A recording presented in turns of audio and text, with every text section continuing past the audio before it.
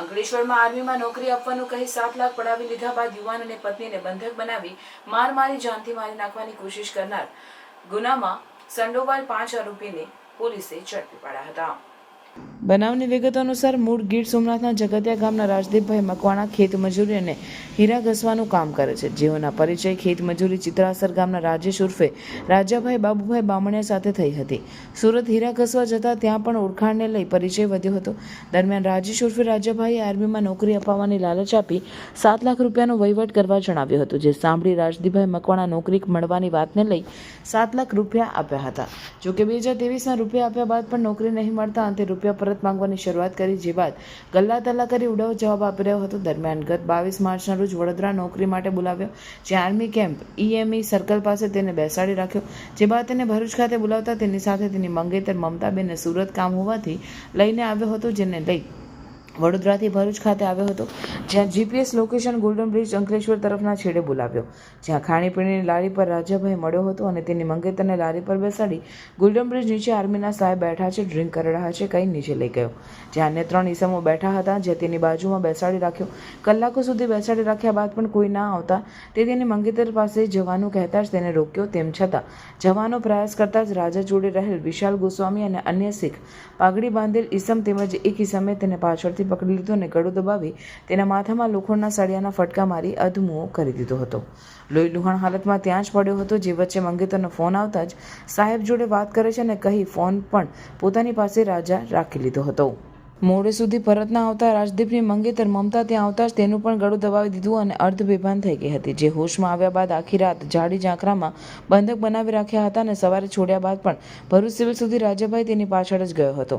ત્યાં મકાનનું કામ કરતી વેળાએ ઈંટ વાગી હોવાનું કહ્યું હતું અને જો પોલીસ કે અન્ય કોઈને કહેશે તો જાનથી મારી નાખવાની ધમકી આપી હતી।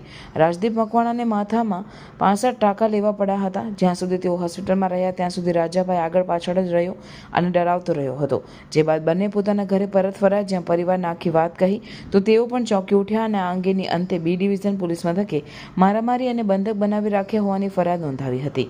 પોલીસે ફરિયાદ નોંધી ગણતરીના દિવસોમાં અમરેલીના રાજેશ ઉર્ફે રાજાભાઈ બામણિયા અને તેના સાગરેત વિશાલ ગોસ્વામીની ધરપકડ કરી હતી અને તેમને કોર્ટમાં રજૂ કરી 3 દિવસના રિમાન્ડ મેળવ્યા હતા। હજુ અન્ય 2 આરોપીની ધરપકડ બાકી હોય પોલીસે સમગ્ર મામલે ઝીણવટભરી તપાસ શરૂ કરી હતી। તે દરમિયાન પોલીસે વધુ 3 આરોપી રાજેશ ઉર્ફે લંબુ પટેલ, સુજલ વિનોદ વસાવા તેમજ જશવિંદર સિંહ દિગપાલને ઝડપી પાડી વધુ તપાસ હાથ ધરી છે। ફરિયાદી અને આરોપી તેમને ભૂતકાળની અંદર પૈસાની લેતી દેતી કરેલી હોય છે, જેમાં આરોપીને તેના પૈસા આપવા ના પડે તે અન્વયે તે એક ગુનાહિત રસ્તો અપનાવે છે, જેની અંદર એવું જણાવવામાં આવે છે કે તેને પૈસા પાછા ના આપવા પડે તે માટે તે ફરિયાદીને ભરૂચથી અંકલેશ્વર હતા ગોલ્ડન બ્રિજ પાસે બોલાવવામાં આવે છે અને ત્યાં જે ફરિયાદી છે અને તેમના પત્ની છે તે બંને ત્યાં હાજર હોય છે।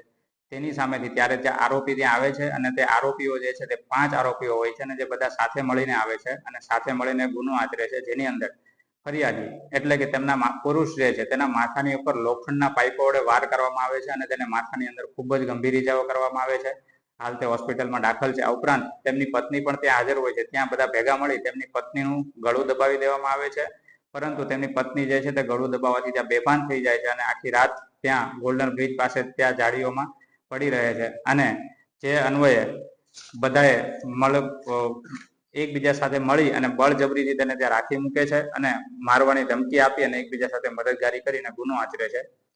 જે ગુનો દાખલ થતાની સાથે જ તમામ આરોપીઓને તાત્કાલિક પકડી લેવામાં આવે છે, તમામની અટક કરવામાં આવે છે, ઉપરાંત રિમાન્ડ લઈ અને આગળની કાયદેસરની કાર્યવાહી હાલ ચાલુ છે। આમ તો કેરીઓ બધાને ગમતી હોય છે, પણ જ્યારે વાત આવે કેસર કેરીની ત્યારે વાત થાય એની મીઠાશની। હોક ફાર્મ લઈને આવ્યું છે સ્વાદિષ્ટ, તાજી અને રેસિડ્યુ ફ્રી કેસર કેરી સીધી ખેતરમાંથી હવે ભરૂચ અને અંકલેશ્વર સુધી। મારા મીઠડા મહેમાન બના આવ્યા રે, ભરપૂર મીઠાશવાળી અને દવાઓ વિના પકવેલી રેસિડ્યુ ફ્રી કેસર કેરીઓનું વેચાણ હવે શરૂ થઈ ગયું છે। હોક ફાર્મ, જ્યાં શુદ્ધતા છે, સ્વાદ છે અને પ્રેમ પણ છે। ઓર્ડર કરવા માટે આજે જ સંપર્ક કરો નીચે આપેલા નંબર પર અથવા નીચેના સ્થળોથી લઈ શકો છો। Hawk farm Janor, hawk farm maple skywalk Tavra road, hawk farm GIDC near મિપકો ચોકડી ભરૂચ।